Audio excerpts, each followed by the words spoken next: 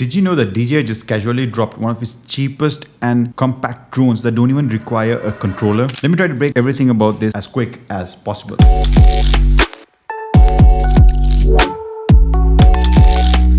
For starters, this is the DJI Neo. That is one of its most compact and lightest drone, which literally weighs only 135 grams. This is a competitor to the Air X1, which is a similar kind of a drone that don't require controllers as well, but comes at a price range of about $300-ish kind of dollars. But this one is only at $200. You'd also be amazed with the kind of features that they packed this drone with at this price range. To start off, this drone has a palm takeoff and landing feature that don't require any controllers. You just place it on your palm, press the kind of shots that you require, and it just lifts off and starts to maneuver accordingly. Besides this, it also has AI integrated subject tracking that allows the drone to follow wherever you are going. However, if you desire to control the drone manually, there are also other options in which you could use, one of which is voice command. If you're using the DJI's Fly app, then you could use voice commands, and also within the app you could choose to control the drone just like regular joysticks but on your phone. And then you could also use RC controls and motion controls, and if you want to get that extra FPV experience, then you could also use one of the goggles if you own one of them. Besides that, this drone is capable of shooting 4K with 30 frames per second, and the battery can last up to about 10 to 13 minutes, which is pretty decent. Besides that, this drone, when controlled manually, has a transmission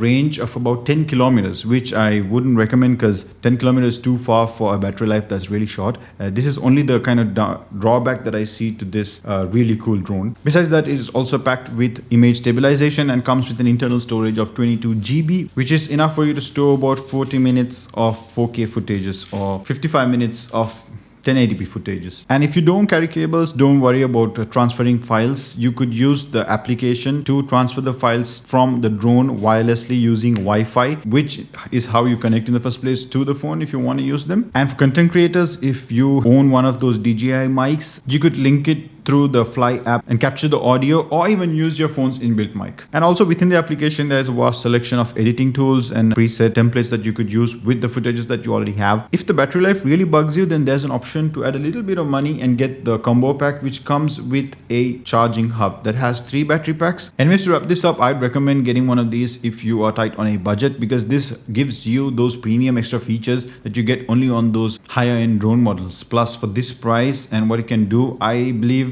you're good to go. Anyways, that's it for this video. These were my opinions. Let me know your thoughts in the comments below. If you found this video useful or liked it, leave it a thumbs up, and see you in the next one.